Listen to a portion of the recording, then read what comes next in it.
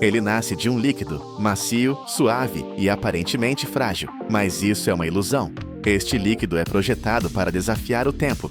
É capaz de durar 3 décadas sob pressão constante, sem mostrar um único sinal de deformação.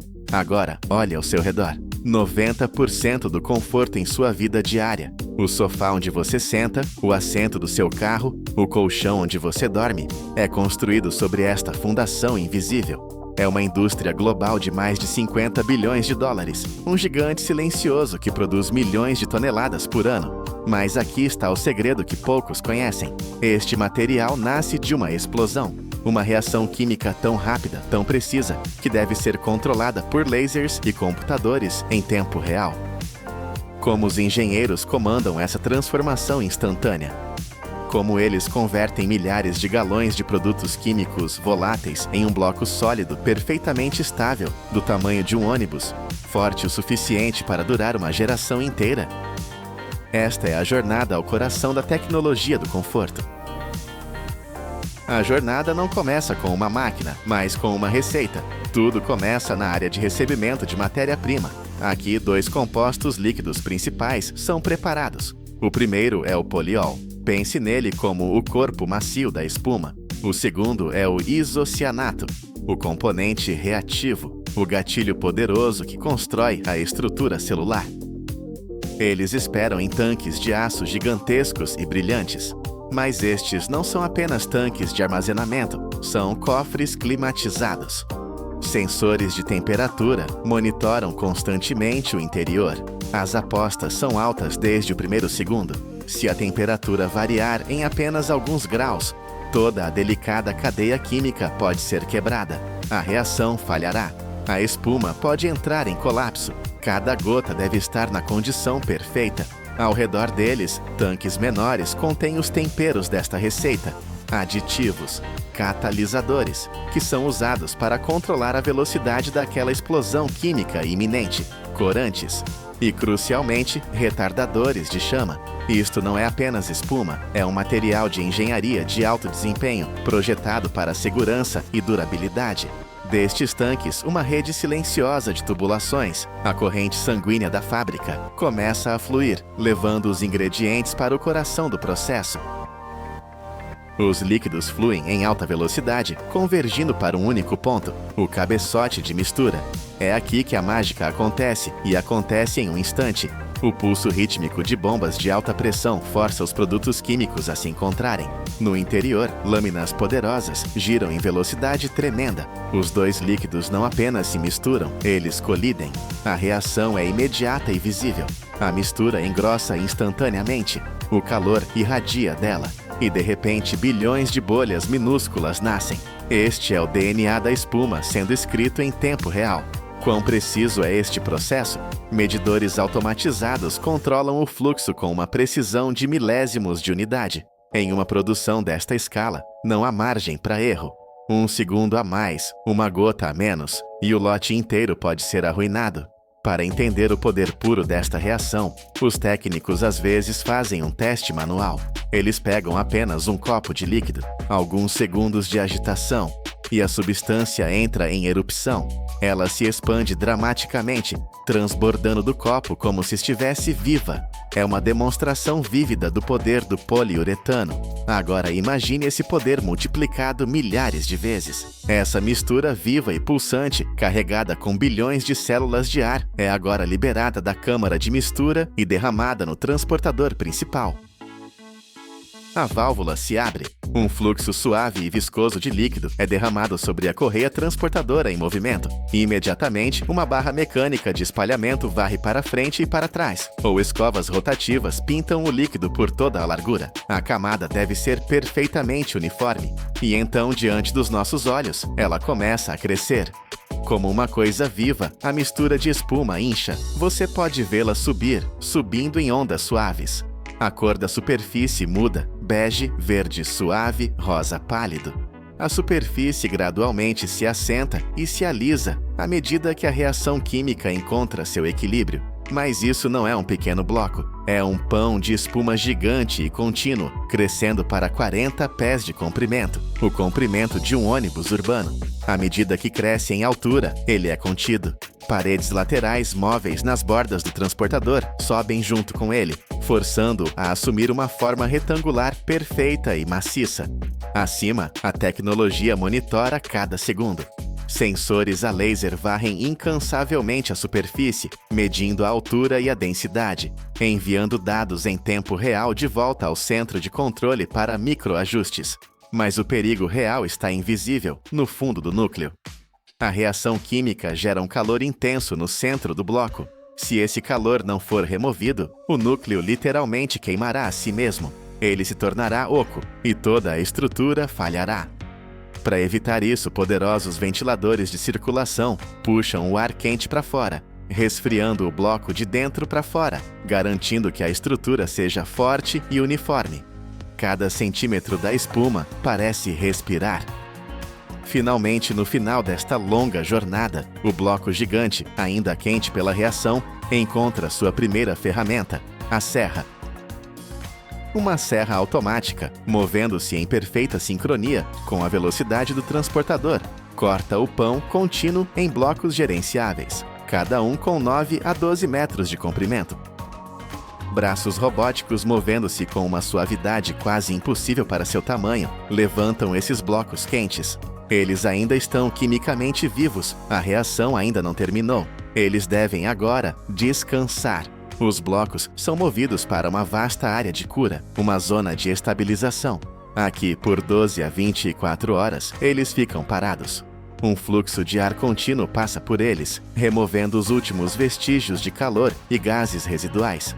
Este período de sono não é negociável. É o que fortalece a espuma, fixa sua estrutura celular e a transforma de um bloco frágil em um material resiliente e duradouro. Após este descanso, a fase de escultura começa. Os blocos, agora completamente estáveis e resfriados, são alimentados nas linhas de corte.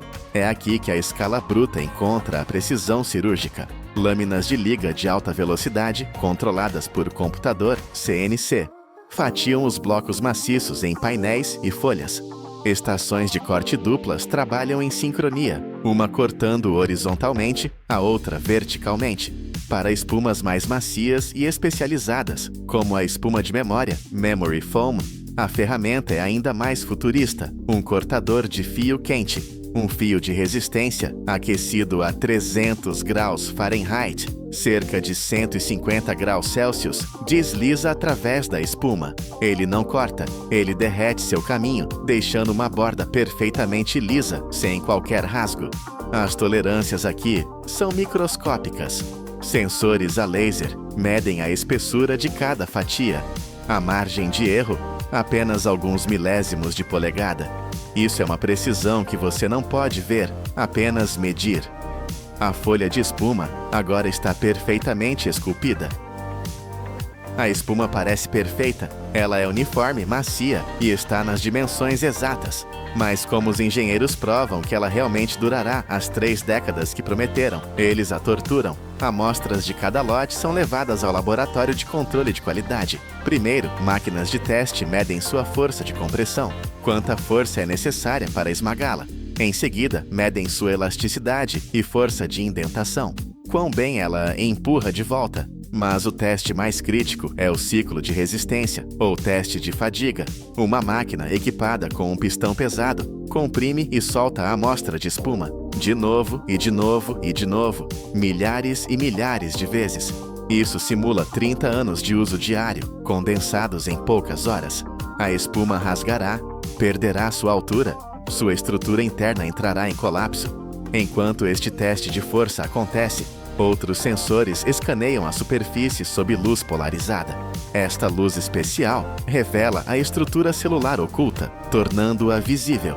Algoritmos de computador caçam qualquer imperfeição. Um poro muito grande, um rasgo minúsculo, uma região onde as células não são uniformes. Apenas a espuma que sobrevive a este teste de 30 anos é certificada. Ela recebe um código de lote e é liberada para a próxima etapa, sua segunda vida. A espuma certificada agora começa sua segunda vida como um produto de consumo. Ela é alimentada na linha de montagem de colchões. Aqui, cortadores CNC fatiam as folhas em diferentes camadas, à base de alta densidade para suporte, a camada intermediária de transição, a camada superior macia de espuma de memória para conforto. Elas são unidas, não com solventes químicos agressivos, mas com uma fina névoa de adesivo à base de água. Prensas pneumáticas gigantes descem, fundindo as camadas em um bloco único e unificado. O colchão é então aparado, moldado e recebe sua capa de tecido final, costurada por trabalhadores qualificados. É um colchão completo, maciço, pronto para uma cama king size. E agora, o truque final e mais incrível de toda a produção. O colchão é movido para a seção de embalagem automatizada. Um poderoso sistema de compressão a vácuo é ativado. Você pode observar enquanto ele suga, literalmente, cada vestígio de ar das bilhões de células abertas da espuma. O colchão, antes espesso e macio, entra em colapso. Seu volume diminui em quase 80%. Ele é então firmemente enrolado, selado em um filme plástico protetor e desliza perfeitamente para dentro da icônica cama em uma caixa, bed in a box. Uma revolução na logística e na indústria, tudo tornado possível por esta química incrível. Mas você sabia? Aquelas cores que vimos, bege, verde ou rosa pálido, não são para estilo. Elas são códigos. Elas identificam os aditivos específicos misturados lá no início, como retardadores de chama ou corantes para rastrear um lote específico. E você sabia que este material, agora fundamental em nossas casas, foi um segredo militar? Na década de 1930, era usado exclusivamente em aplicações militares e aeroespaciais, valorizado por sua incrível leveza e força de isolamento. Neste mundo de engenharia, nada é deixado ao acaso. Até a menor bolha de ar desempenha seu papel, contribuindo para a sensação final, a resiliência e a capacidade do material de nos dar suporte por décadas. De compostos líquidos, silenciosos e voláteis em tanques de aço, para blocos maciços de espuma, respirando em uma esteira transportadora, até o rolo final, comprimido e pronto para ser enviado. Esta jornada inteira é um testemunho da sofisticação da engenharia de materiais moderna. Cada reação química, cada movimento da maquinaria é controlado com precisão absoluta, mantendo um equilíbrio perfeito entre velocidade e estabilidade.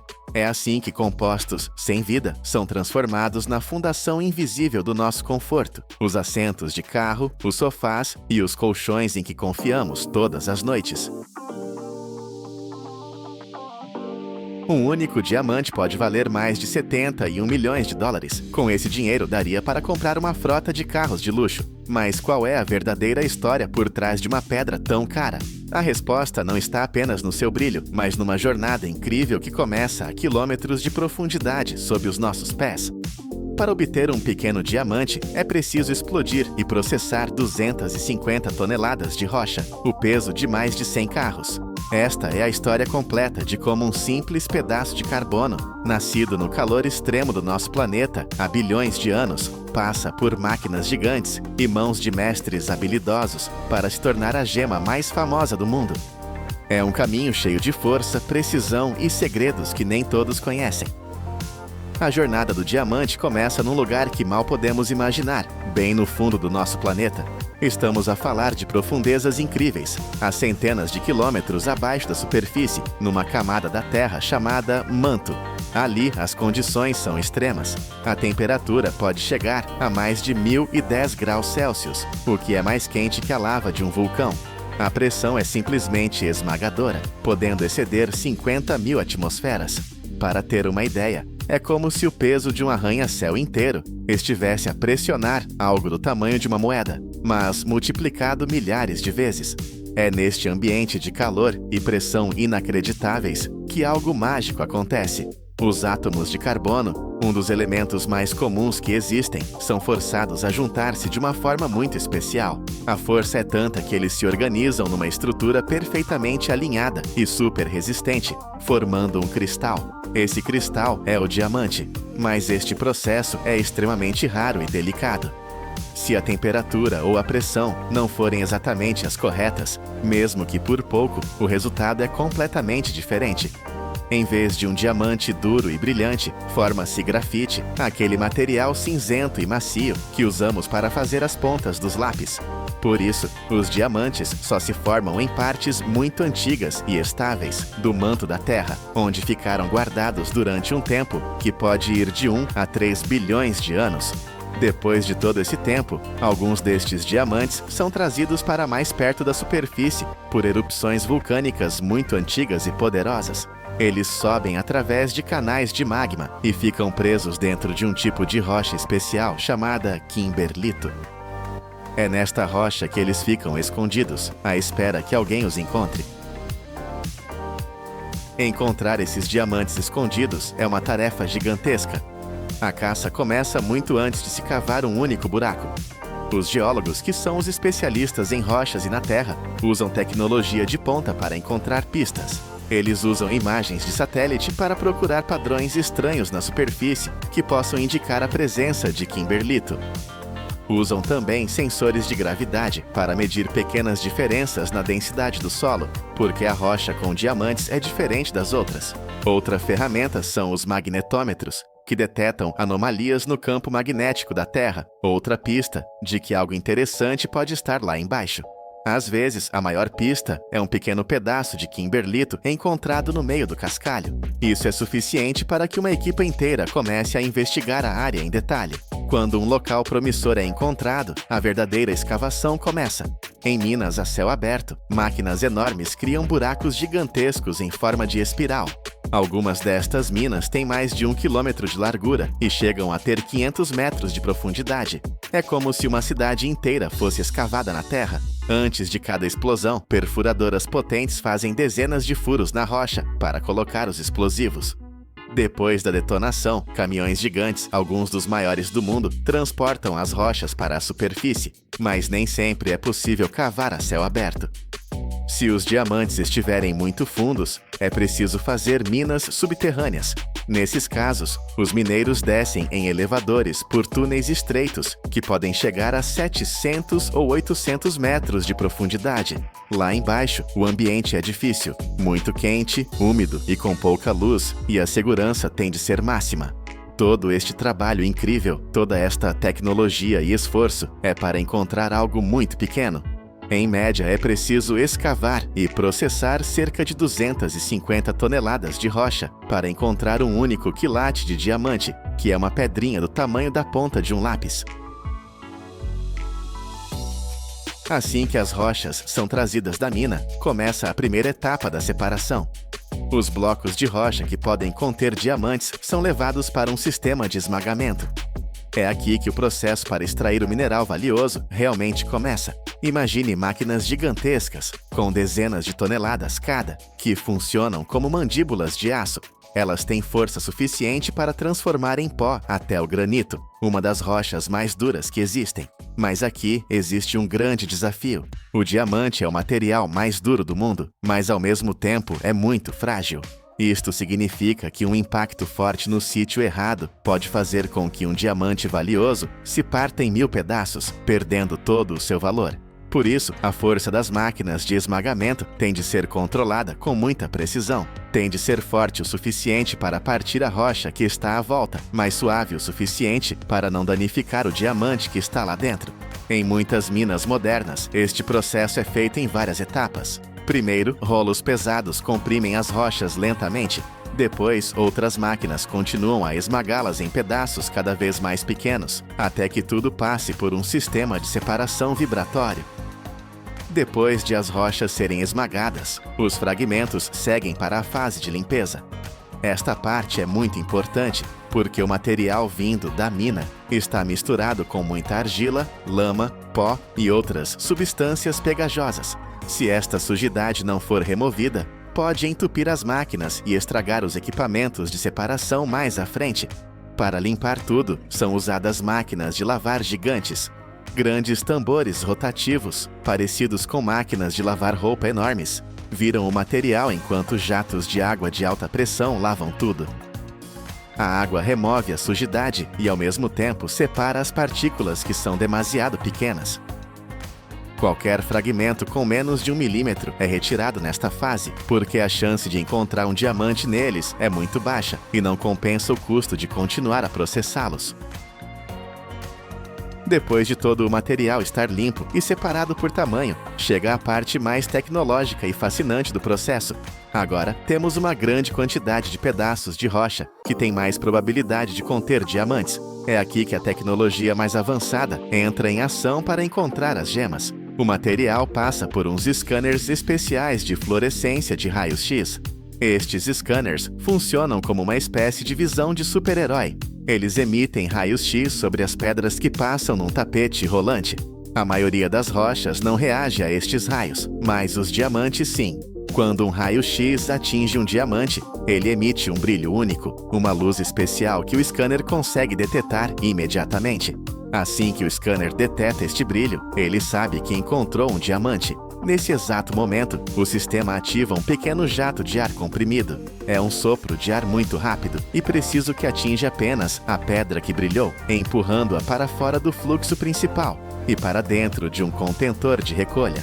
Todo este processo, desde o momento em que o diamante é detectado até ser separado, dura menos de 1 segundo. É uma forma incrivelmente rápida e eficiente de separar os diamantes, garantindo que mesmo as pedras mais pequenas não se percam. É uma verdadeira dança de tecnologia, onde luzes e ar trabalham juntos para encontrar um pequeno tesouro no meio de uma montanha de rochas. Uma vez separados, os diamantes em bruto ainda não se parecem com as joias brilhantes que conhecemos. Eles parecem pedaços de vidro fosco. A transformação de uma pedra em bruto numa gema deslumbrante é um trabalho de arte que exige muita habilidade e tecnologia. O primeiro passo é planear. Cada diamante é único, com a sua própria forma e pequenas imperfeições internas. Por isso, antes de se fazer qualquer corte, a pedra é analisada por um scanner 3D. Esta máquina cria um mapa digital completo do diamante, mostrando todos os seus detalhes. Com este mapa, um software especial calcula a melhor forma de cortar a pedra para obter o máximo de beleza e valor. Depois do planeamento, começa o corte. O primeiro corte é geralmente feito com um laser de alta potência. O laser é extremamente preciso, conseguindo cortar com uma exatidão de milésimos de 1 milímetro. Ele corta a pedra nos seus pontos mais fracos, permitindo dividi-la ou dar-lhe uma nova forma, sem criar rachas. A seguir vem a parte mais demorada, a lapidação e o polimento. Esta fase é feita por artesãos muito experientes. Eles usam discos de polimento que rodam lentamente. Estes discos são cobertos com pó de diamante. A razão é simples. Como o diamante é o material mais duro que existe, só outro diamante o consegue riscar e polir. O artesão pressiona cuidadosamente cada faceta do diamante contra o disco, ajustando o ângulo e a pressão para criar as proporções perfeitas. Este trabalho minucioso pode demorar entre 3 a 8 semanas para um único diamante, dependendo do seu tamanho. O objetivo é criar uma geometria perfeita para que a luz que entra na pedra seja refletida da forma mais intensa possível, criando o brilho espetacular que todos conhecemos. Depois de todo este trabalho, o diamante está finalmente pronto, perfeito e brilhante. No entanto, a história de um diamante nem sempre é apenas sobre beleza e tecnologia. Embora muitos diamantes venham de minas modernas e controladas, alguns têm uma origem muito mais sombria. Em muitas regiões pobres de África, como a Serra Leoa ou Angola, a realidade da mineração é completamente diferente. Ali não há máquinas gigantes nem scanners a laser. Os diamantes são extraídos à mão. Homens, mulheres e até crianças trabalham em riachos lamacentos, debaixo de um sol intenso, sem qualquer tipo de equipamento de segurança. Para muitas destas famílias, encontrar uma pequena pedra pode significar ter comida na mesa por alguns dias. A triste verdade é que um diamante que é vendido por milhares de dólares numa loja de luxo pode render apenas alguns cêntimos a quem o encontrou, deixando para trás apenas mãos gastas e sofrimento. Mas o problema pode ser ainda pior. Em algumas zonas de conflito, grupos armados tomaram o controle das minas de diamantes. Eles usam o dinheiro da venda destas pedras para comprar armas e financiar guerras. Os diamantes que vêm destes lugares são conhecidos como diamantes de sangue, porque a sua história está manchada pelo sofrimento e pela violência. É uma pedra que brilha, mas que nem sempre é inocente. E no meio de tudo isto, há fatos curiosos que muitos não sabem. Por exemplo, a tradição de pedir alguém em casamento com um anel de diamante não é um costume antigo. Foi uma ideia criada por uma campanha de publicidade muito bem sucedida em 1947. E hoje em dia, a tecnologia já permite criar diamantes em laboratório a partir das cinzas de pessoas ou animais de estimação que já partiram, criando uma memória eterna. 71 milhões de dólares. Agora, quando olhamos para este número, já não vemos apenas uma pedra preciosa. Vemos a incrível força da natureza, capaz de criar algo tão belo sob uma pressão esmagadora. Vemos a engenhosidade humana, que move montanhas e usa tecnologia de ponta para encontrar um pequeno tesouro. Vemos a paciência e a arte de um mestre que passa semanas a transformar uma pedra bruta numa joia perfeita. E vemos também as histórias difíceis que, por vezes, se escondem por trás deste brilho. Um diamante é mais do que um mineral valioso. É o resultado final de uma longa viagem, cheia de contrastes. Ao conhecermos toda a sua história, o seu brilho ganha um novo significado e nós, como consumidores, ganhamos o poder de fazer escolhas mais conscientes, valorizando não só a beleza da pedra, mas também a integridade da sua origem. Pense no aço, o símbolo da força industrial. Um material que sustenta os nossos arranha-céus e constrói as nossas pontes. Mas a 1000 graus Fahrenheit, ou 540 graus Celsius, esse mesmo aço começa a amolecer como plástico, perdendo a sua força. Agora, imagine um forno que opera a uma temperatura 2,5 vezes mais quente, um inferno industrial que atinge os 2500 graus Fahrenheit. E lá dentro, um material que nós consideramos o símbolo da fragilidade, a cerâmica, permanece perfeitamente intacto, sem uma única fenda. Como? Como é que o pó da terra, a argila comum que pisamos, se transforma numa supermatéria capaz de suportar um calor que derreteria o metal? Esta não é uma história sobre delicadeza. É uma história sobre poder extremo, química precisa e um batismo de fogo num vulcão controlado pelo homem. Tudo começa não numa fábrica limpa, mas numa vasta mina a céu aberto. Gigantescas escavadoras rasgam a pele da terra, expondo camadas de minerais que estão enterradas a profundidades de 3 a 9 metros. O que chamamos vulgarmente de argila é, na verdade, uma receita de engenharia. Para a cerâmica de alta qualidade, são necessários 4 ingredientes principais: a argila plástica, que dá forma, caolim, que dá brancura, feldespato, que atua como fundente, e quartzo, que dá estrutura. Cada um destes minerais é extraído separadamente, mas neste estado bruto, eles estão contaminados. E o inimigo número 1 da cerâmica perfeita é quase invisível: o ferro.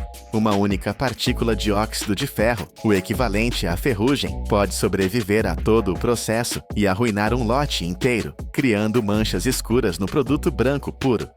A caça ao ferro começa imediatamente. O material bruto é transportado para estações de pré-processamento. Jatos de água de alta pressão, disparados com uma força tremenda, desfazem os blocos gigantescos numa lavagem brutal que remove a terra, a areia e as raízes. Mas a verdadeira purificação acontece nestes enormes tanques de filtração circular. A água e os minerais giram num vórtice controlado. As partículas mais pesadas de ferro e outras impurezas são separadas, deixando para trás uma lama mineral purificada. É aqui que a magia branca acontece.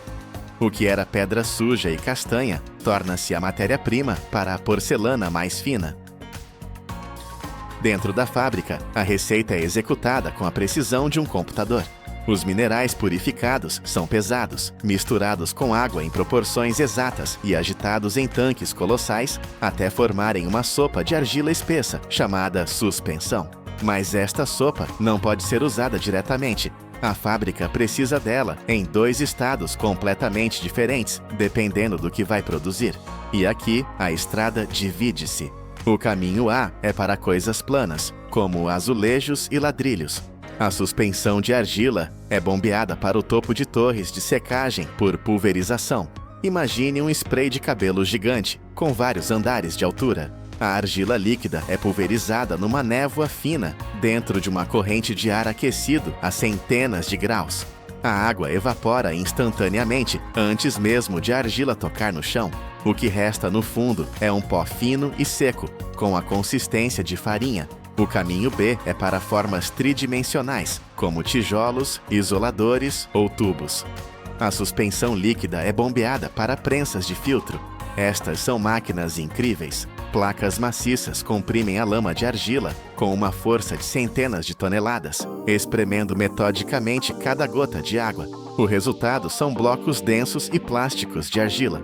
Essencialmente, é a plasticina industrial perfeita, com o nível de umidade exato, pronta para ser esculpida. Agora que a fábrica tem o pó e os blocos, começa o balé mecânico da formação. Para tubos e tijolos, usa-se a extrusão. O bloco de argila plástica é alimentado num extrusor de parafuso, que funciona como uma máquina de moer carne industrial. Um parafuso gigante e rotativo comprime a argila e força a passar por uma matriz de metal com uma pressão implacável. Do outro lado, emerge uma coluna contínua de argila, já com a forma perfeita do produto final. Enquanto ainda se move no tapete rolante, fios de aço finos e esticados descem e cortam a coluna em segmentos perfeitos, num movimento rápido e silencioso. Para pratos e taças, a velocidade é tudo. A técnica chama-se jiggering. Um molde de gesso com a forma exterior do prato gira a alta velocidade. Um pedaço de argila macia é largado no centro. Então, uma lâmina de metal com o perfil interior exato da taça desce e pressiona a argila contra o molde. Ela gira e corta o excesso de material. Em apenas alguns segundos, um pedaço disforme de argila é transformado numa taça perfeita e simétrica. Mas e as formas complexas? Um bule? Um vaso curvo? Para isso, usa-se a fundição por deslizamento. A argila líquida, ou slip, é vertida para moldes de gesso ocos. O gesso tem uma propriedade mágica, é como um vampiro de água. Ele começa imediatamente a sugar a umidade da argila líquida que lhe toca. Uma casca sólida de argila começa a crescer nas paredes internas do molde. Após um período de tempo exato, o molde é virado e o excesso de líquido é despejado. O que fica para trás é a forma oca perfeita do vaso. Milhares de peças por hora estão agora formadas. Elas têm a forma certa, mas são inúteis. São fracas, frágeis e ainda estão cheias de água. Se fossem para o forno principal agora, a água presa no interior ferveria, transformar-se-ia em vapor e... bum! Elas explodiriam. As peças têm de ser preparadas para o grande fogo. O primeiro passo é a secagem. As peças passam lentamente por câmaras de secagem controladas, a temperaturas entre os 140 e os 250 graus Fahrenheit, 60 a 120 graus Celsius. Este calor suave remove a água física que está entre as partículas de argila. Mas agora vem o verdadeiro segredo industrial. O primeiro fogo, conhecido como a cozedura bisque. As peças secas entram num forno-túnel. A temperatura sobe muito mais, o suficiente para queimar toda a água química e quaisquer impurezas orgânicas. Mas aqui está a parte genial e é contra-intuitiva. O objetivo não é tornar a peça dura ou impermeável. O objetivo é torná-la porosa. A peça que sai deste primeiro forno é como um biscoito. É dura, mas se olhar ao microscópio, está coberta de milhões de poros minúsculos. Está literalmente com sede. E esta sede microscópica é a chave absoluta para o passo seguinte e mais importante. O esqueleto poroso está pronto, e agora a fábrica vai dar-lhe a sua pele, a sua armadura de vidro. O processo chama-se esmaltagem ou vitrificação. O esmalte não é tinta, é essencialmente vidro em pó, uma mistura complexa de minerais finamente moídos, sílica e pigmentos suspensos em água. Observe o mergulho coreografado. Braços robóticos pegam nas peças porosas e mergulham-nas neste banho líquido. Graças à sede criada no primeiro fogo, a peça bebe o esmalte instantaneamente. A água é absorvida pelos poros e a camada de pó de vidro agarra-se à superfície. O tempo é tudo. 1 segundo a mais e a camada de esmalte fica demasiado espessa e escorre. 1 segundo a menos e a proteção falha. Neste momento, a peça está irreconhecível. Está coberta por uma camada de pó bassa, opaca e frágil. Parece gesso, mas esta camada de pó está prestes a tornar-se uma armadura impenetrável. Só precisa de uma coisa: fogo. E agora, o evento principal: a transformação final. O julgamento pelo fogo que separa a argila da cerâmica. As peças entram no forno principal. Não é um forno pequeno, é um túnel industrial colossal, com dezenas de metros de comprimento, operando sem parar, 24 horas por dia, 7 dias por semana. Lá dentro, a temperatura sobe a níveis que a mente humana mal consegue conceber. 2.200, 2.500 graus Fahrenheit, 1.370 graus Celsius. Vamos contextualizar. Isto é mais quente que a lava de um vulcão ativo. É uma temperatura que transforma o aço em sopa. E neste inferno, duas coisas mágicas acontecem ao mesmo tempo. Primeiro, o pó de esmalte baço que cobria a peça derrete. Funde-se e flui, transformando-se num líquido brilhante, numa camada de vidro puro e perfeito. Segundo, o corpo de argila por baixo, agora selado, também atinge a sua temperatura de maturação. Os minerais fundem-se. Os poros microscópicos que eram tão vitais agora colapsam e desaparecem. O vidro líquido e a argila fundida unem-se quimicamente, tornam-se uma só coisa, uma única massa sólida, incrivelmente dura e completamente impermeável. O design destes fornos é uma maravilha. Repare no teto curvo. Não é por estilo. O arco força o calor a circular uniformemente, como um furacão controlado, garantindo que cada centímetro da peça é cozido exatamente à mesma temperatura. O que entrou no túnel como um biscoito frágil coberto de pó, sai do outro lado como uma armadura de cerâmica brilhante. O fogo fez o seu trabalho, mas a batalha pela perfeição ainda não está ganha. Cada peça que sobrevive ao forno passa por uma inspeção de nível militar. Primeiro, a tecnologia que vê o invisível. Scanners de ultrassom disparam ondas sonoras através das paredes da cerâmica. É como uma ecografia, que procura bolhas de ar microscópicas ou fendas internas que possam ter sido criadas pelo estresse do calor. Ao mesmo tempo, lasers varrem a superfície. Eles criam um mapa tridimensional completo da peça. O computador compara instantaneamente esse mapa com o ficheiro do design perfeito. 1 milímetro de deformação, rejeitada. Uma bolha de ar escondida, rejeitada. Mas a máquina não sente tudo. Para as peças mais finas e delicadas, é preciso o toque humano. Trabalhadores especializados, usando luvas de algodão macias para não deixar impressões digitais no esmalte quente, inspecionam visualmente cada peça, sob luzes intensas. E são eles que executam o passo final, a embalagem. Eles envolvem cuidadosamente cada peça, colocando finas folhas de papel entre cada prato. É a união perfeita, a força bruta do fogo, a precisão fria do laser e o cuidado insubstituível do toque humano. Mas há alguns segredos neste processo. Sabia que, mesmo nas linhas de corte de tijolos mais rápidas e automatizadas, são os operadores humanos que ainda ajustam manualmente a tensão dos fios de aço. Eles fazem-no de ouvido e de olho, porque a argila, sendo um material natural, muda subtilmente a sua consistência, e só um artesão treinado sabe sentir a tensão correta. Sabia também que para as formas mais complexas do mundo, como sanitas de porcelana ou bules intrincados, o método de fundição em moldes de gesso que vimos é, em princípio, o mesmo método usado há centenas de anos. E muitos dos padrões coloridos que vemos não são pintados à mão nem por robôs. São aplicados por máquinas de decalques, transferências especiais que são pressionadas contra a superfície da peça por uma almofada de borracha macia antes de irem para o forno final. Começamos com uma pergunta: Como é que a lama frágil sobrevive a um calor que derrete o aço? A resposta não está num único passo, está em todos eles. Está na purificação da matéria-prima, na remoção do inimigo chamado ferro. Está na formação, no balé preciso de máquinas que dão forma ao pó. E, acima de tudo, está no fogo. Não um fogo, mas dois. O primeiro fogo, que inteligentemente abre os poros e prepara a peça. E o segundo fogo, o grande batismo a 2.500 graus, que sela a armadura de vidro.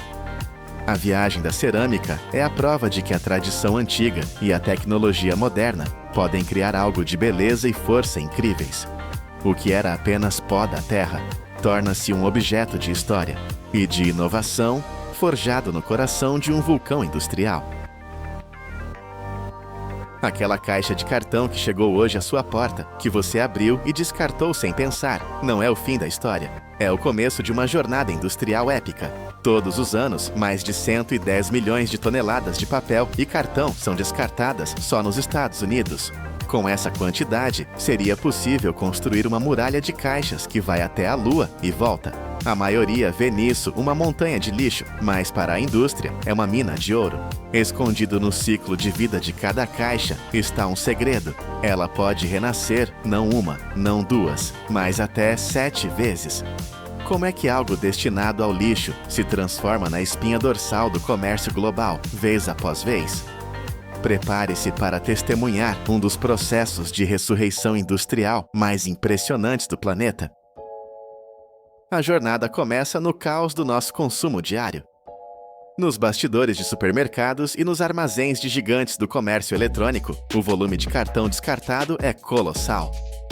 Aqui, prensas hidráulicas poderosas entram em ação, comprimindo montanhas de caixas soltas em fardos perfeitos e densos, cada um pesando quase 1 tonelada. Estes cubos de cartão são o primeiro passo para transformar o caos em ordem.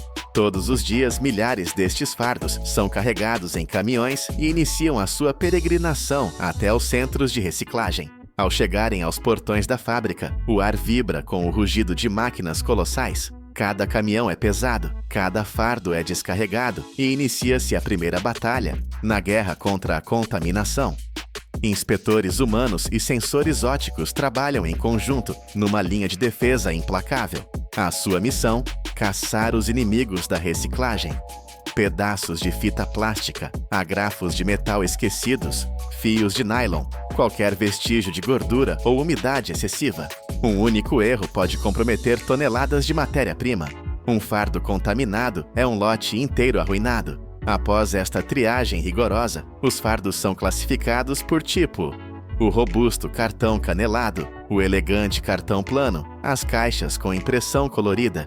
Cada categoria seguirá um destino diferente, pois a qualidade do produto final depende desta separação inicial. Com o exército de fardos limpo e organizado, eles estão prontos para o batismo. Para se tornarem matéria-prima, eles precisam de ser desfeitos, devolvidos à sua essência fibrosa. E a única força capaz de o fazer em escala industrial é a força brutal da água. Bem-vindo ao coração pulsante da fábrica, o hidropulper. Um caldeirão gigante com capacidade para dezenas de milhares de litros de água aguarda a sua refeição. Um a um, os fardos de 1 tonelada são largados neste vórtice violento. A água não é calma, ela é uma força da natureza controlada. Lâminas de rotor maciças, o coração mecânico de todo o processo, giram a centenas de rotações por minuto. Elas criam uma turbulência tão intensa que a estrutura multicamadas do cartão é simplesmente desintegrada. A cola endurecida que unia as folhas é arrancada. As tintas e os finos revestimentos plásticos são descolados das fibras como pele velha. A mistura é intencionalmente diluída até um estado quase líquido, onde apenas 1 a 2% é fibra e o resto é água. Esta sopa diluída dá a cada fibra espaço para respirar, permitindo que a água a ataque de todos os lados, limpando-a e separando-a das suas vizinhas. O que antes era um bloco sólido de cartão é agora uma pasta castanha e espessa, uma massa uniforme de celulose. É o primeiro vislumbre de uma nova vida, mas esta pasta ainda é grosseira, impura e fraca.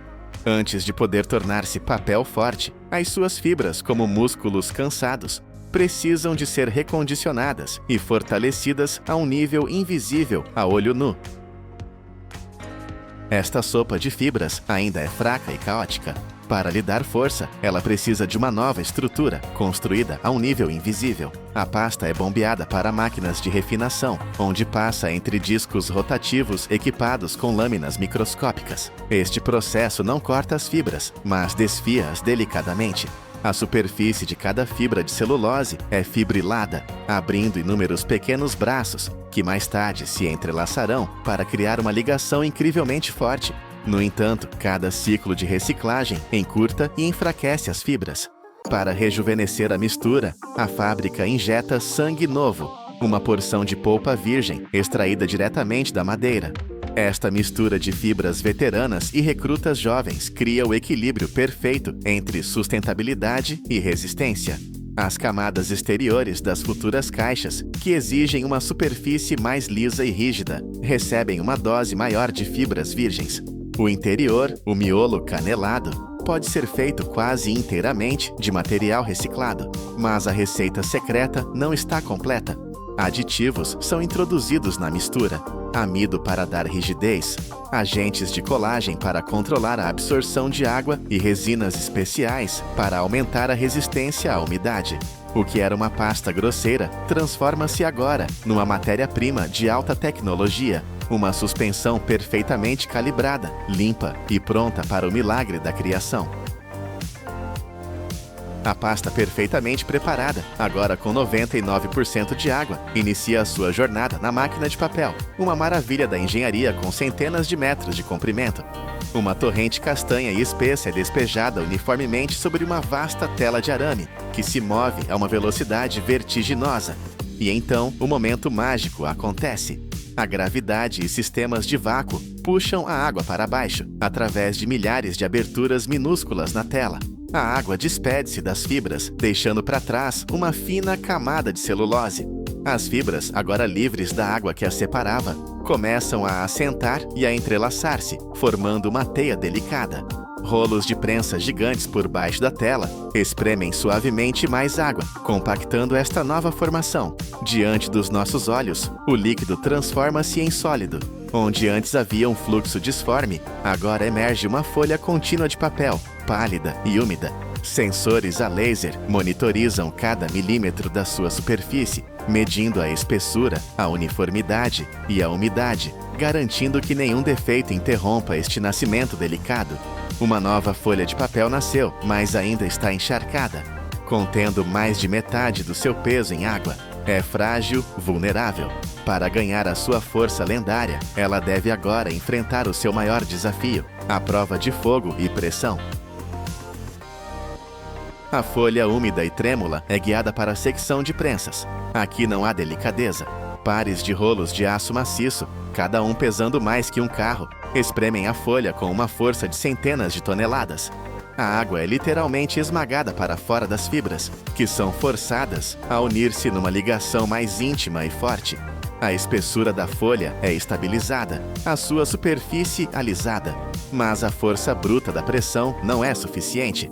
A folha, agora mais forte, mas ainda úmida, entra na secção de secagem, um túnel de calor que se estende por mais de 100 metros. Dezenas de cilindros de aço polido, gigantescos e ocos, são aquecidos internamente com vapor a alta pressão, atingindo temperaturas de superfície superiores a 300 graus Celsius, mais quente que um forno de pizza industrial. A folha de papel serpenteia por este labirinto incandescente, deslizando sobre cada cilindro quente. O calor evapora a umidade restante de forma gradual e controlada. Se for demasiado rápido, o papel torna-se quebradiço. Se for demasiado lento, a linha de produção para. Um fluxo constante de ar quente circula, mantendo a temperatura e a umidade num equilíbrio perfeito.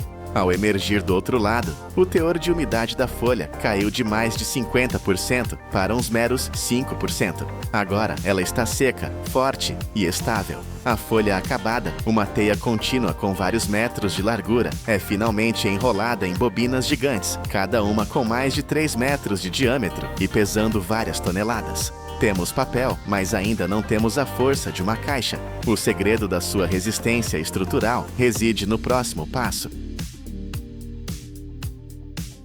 Estes rolos maciços de papel plano são a matéria-prima para a etapa final e mais engenhosa, a canelagem. Uma folha de papel é alimentada entre dois rolos de aço com ranhuras, que se encaixam como engrenagens. Sob alta temperatura e pressão, estes rolos forçam o papel a adotar uma forma de onda contínua e perfeita. Esta simples alteração geométrica é um golpe de gênio da engenharia. A estrutura ondulada, conhecida como fluting, aumenta exponencialmente a capacidade do papel de resistir à compressão vertical, sem adicionar praticamente nenhum peso. Cada onda atua como um arco de engenharia em miniatura, distribuindo a força de forma incrivelmente eficiente. Mas o núcleo canelado é apenas o esqueleto. Para se tornar uma estrutura completa, precisa de ser revestido. Um sistema automatizado aplica linhas finas e precisas de um adesivo de alta performance no topo de cada onda. Imediatamente, duas folhas de papel plano, os liners, são prensadas firmemente por cima e por baixo, criando uma sanduíche de força. Esta nova folha de 3 camadas, agora chamada de cartão canelado, passa por uma série de rolos que garantem uma ligação perfeita. O resultado é um material leve, barato e surpreendentemente robusto, a base para quase todas as embalagens do mundo. A partir daqui, lâminas industriais cortam, vincam e dobram estas folhas nas infinitas formas de caixas que conhecemos, cada uma delas uma pequena fortaleza de papel. Mas será que este ciclo pode durar para sempre? Não exatamente. A fibra de celulose, após ser reciclada entre 5 a 7 vezes, torna-se demasiado curta e fraca para formar um cartão resistente. Mas mesmo nesse ponto, o seu valor não desaparece. Estas fibras cansadas são reaproveitadas para fazer produtos menos exigentes, como caixas de ovos ou guardanapos de papel. E um facto surpreendente de outra indústria: na produção de vidro, a adição de apenas 10% de material reciclado reduz o consumo de energia em 3%, provando que a reciclagem é uma força poderosa em toda a indústria. E assim, o ciclo fecha-se. O que começou como uma caixa amassada num canto de um armazém, renasce como milhares de novas embalagens, perfeitamente formadas e prontas para proteger os produtos que movem a nossa economia. Cada uma destas caixas que vemos nos caminhões, nos armazéns e à nossa porta é um testemunho silencioso deste processo. Cada tonelada reciclada representa 17 árvores que continuam de pé, quase 26.500 litros de água poupados e uma tonelada de dióxido de carbono que nunca chegou à atmosfera. Da próxima vez que tiver uma caixa de cartão nas mãos, lembre-se da sua incrível jornada. Você não está a descartar lixo, você está a dar o primeiro passo na sua próxima vida. E se eu lhe dissesse que o segredo para as casas mais quentes está escondido dentro da pedra mais fria, e que esta tecnologia nasceu dos cabelos de uma deusa vulcânica há mais de 1000 anos, no coração do Oceano Pacífico? Parece uma lenda. Mas e se essa mesma lenda pudesse ser recriada hoje, em fábricas tão grandes que parecem cidades, onde a rocha é derretida a uma temperatura mais quente que a lava? Imagine um material tão poderoso que, por trás de uma fina camada, é possível ler um jornal tranquilamente, enquanto do outro lado um lança-chamas com mais de 1200 graus tenta, sem sucesso, atravessá-lo. Esta não é uma história de magia, mas de uma engenharia tão épica que transforma o próprio alicerce do nosso planeta numa armadura invisível para as nossas casas. A nossa jornada começa num lugar onde a terra é rasgada para revelar os seus segredos mais antigos: as pedreiras. Aqui, o ingrediente principal não é argila nem areia, mas sim basalto e dolomite, rochas vulcânicas escuras e densas, nascidas do fogo primordial que moldou os continentes. Elas são a matéria-prima, o ADN de pedra do nosso produto final. Mas para chegar a elas, é preciso primeiro mover montanhas, literalmente. Escavadoras colossais, cujas pás poderiam engolir um carro pequeno, removem a camada superficial de terra com uma precisão surpreendente. Cada metro cúbico de solo é cuidadosamente guardado, destinado a ser usado mais tarde para devolver a vida a esta paisagem ferida. A cada secção de 3 metros de terra removida, cerca de 1.600 toneladas de basalto puro são expostas, como o esqueleto de um gigante adormecido. É aqui que a força bruta se encontra com a ciência exata.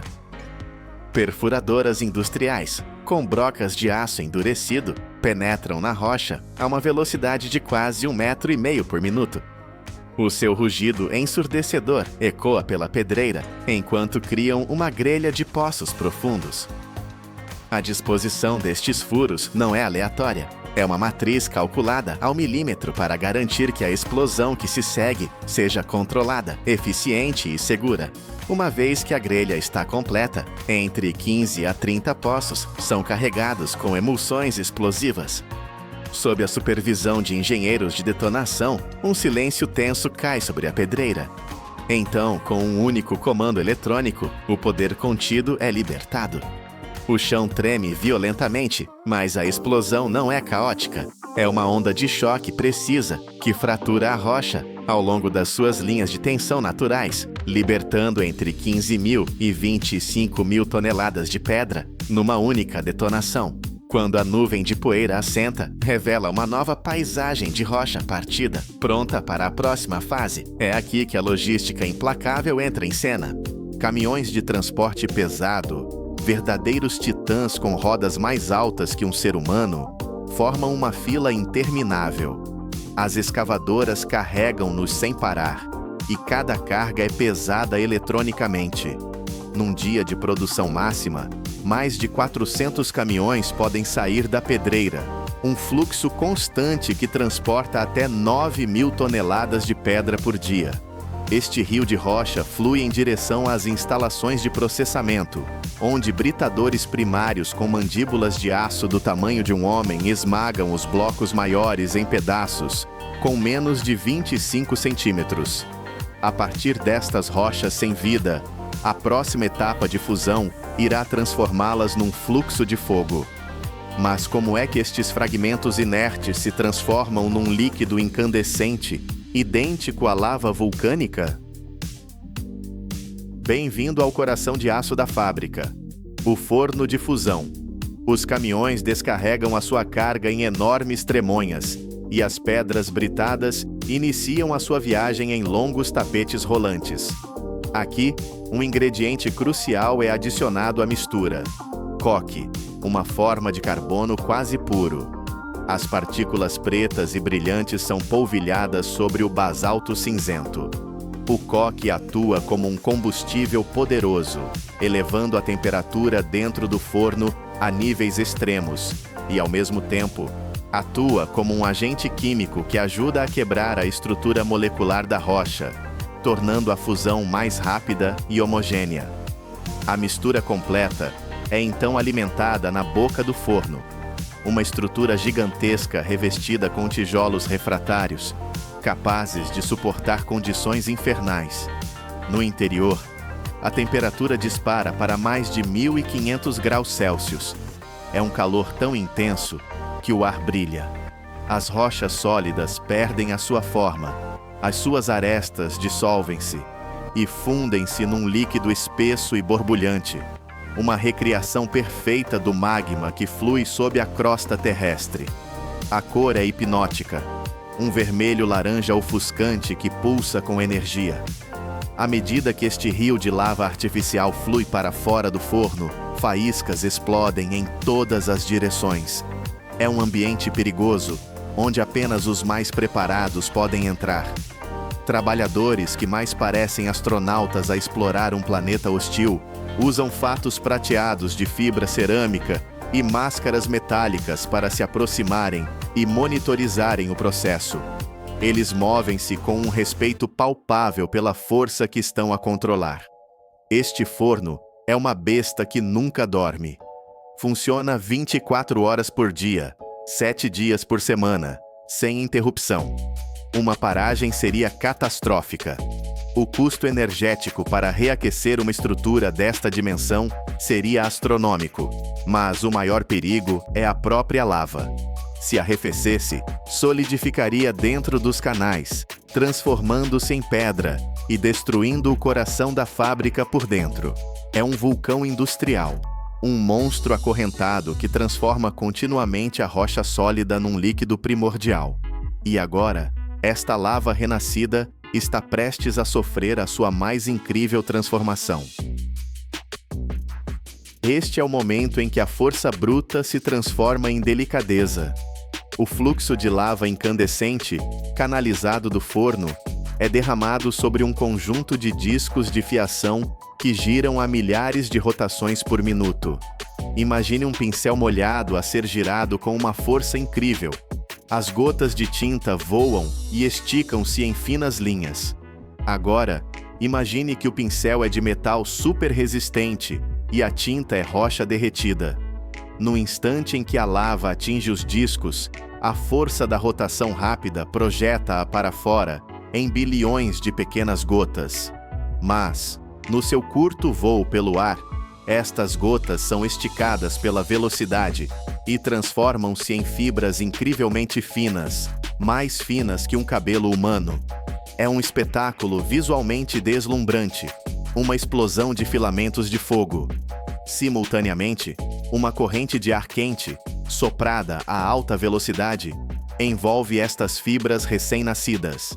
Este sopro de ar tem uma dupla função. Ajuda a esticar ainda mais as fibras e arrefece-as quase instantaneamente. Este choque térmico súbito solidifica-as, fixando a sua estrutura fina e flexível, mas incrivelmente forte. O resultado é uma chuva contínua de fibras minerais, uma tempestade de neve ardente que assenta suavemente num longo tapete rolante por baixo. Onde antes havia um rio de lava pesada e destrutiva, agora há uma manta leve, branca e fofa. Camada sobre camada, estas fibras acumulam-se, formando um tapete contínuo de lã de rocha. Ventiladores e sistemas de sucção trabalham em conjunto para garantir que a deposição seja perfeitamente uniforme, criando uma espessura consistente ao longo de toda a linha. A visão é quase surreal. Um mar branco e ondulante de material que parece algodão doce, a mover-se lentamente. Mas este fluxo branco e caótico ainda não tem a força necessária. Para se tornar uma verdadeira armadura, precisa de disciplina, forma e densidade. A ordem está prestes a ser imposta ao caos. A manta fofa de lã de rocha, que pode ter dezenas de centímetros de espessura, entra agora numa série de prensas de rolos. São cilindros de aço maciços que aplicam uma pressão controlada e implacável sobre toda a superfície. O som é o de um poderoso assobio hidráulico. O ar é espremido para fora das fibras, e a manta solta é comprimida numa placa densa e coesa. A quantidade de pressão é calibrada com precisão de computador, determinando a espessura e a densidade finais do produto. Para um isolamento residencial leve, a pressão é menor. Para placas industriais de alta densidade, a força de compressão pode chegar a várias toneladas.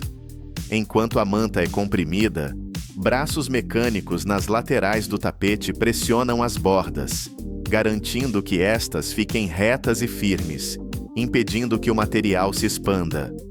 O resultado é um bloco contínuo de lã mineral, com uma geometria perfeita.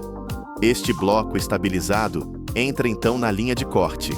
Aqui, a velocidade e a precisão são tudo. Lâminas circulares afiadas, a girar a alta velocidade, aparam as bordas, deixando um acabamento limpo e reto. O pó que se solta é imediatamente aspirado por sistemas de vácuo.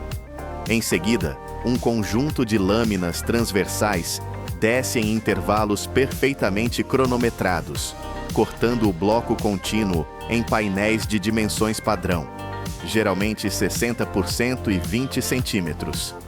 Cada corte é monitorizado por sensores a laser para garantir que não há desvios. O som das lâminas a cortar o material é agudo e limpo, um testemunho da eficiência da máquina. Onde antes havia um mar desordenado de fibras, agora existem pilhas perfeitas de placas de isolamento, prontas para serem embaladas. Mas esta incrível armadura de pedra tem um concorrente formidável, nascido não da força primordial das montanhas, mas da inteligência da reciclagem. Existe outra fábrica, outro processo, que alcança um resultado semelhante, mas começando de um ponto totalmente diferente. É o mundo da lã de vidro, onde o herói da história é algo que todos nós deitamos fora: o vidro. Até 80% da matéria-prima usada aqui é vidro reciclado. Garrafas de bebidas, frascos de comida, janelas partidas e para-brisas de carros velhos. Tudo isto é recolhido, limpo e triturado em pequenos fragmentos chamados casco de vidro. Caminhões descarregam toneladas deste material em silos gigantes.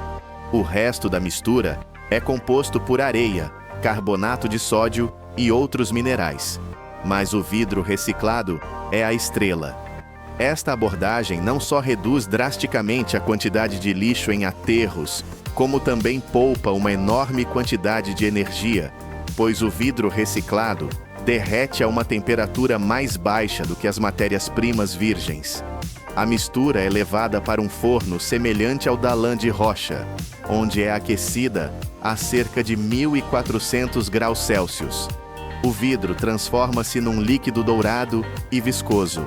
Este vidro derretido flui então para afiadores especiais, discos que giram a velocidades extremas. A base de cada afiador é perfurada com milhares de orifícios microscópicos. A força da rotação empurra o vidro líquido através destes orifícios, criando filamentos ultrafinos, como se estivesse a fazer esparguete de vidro.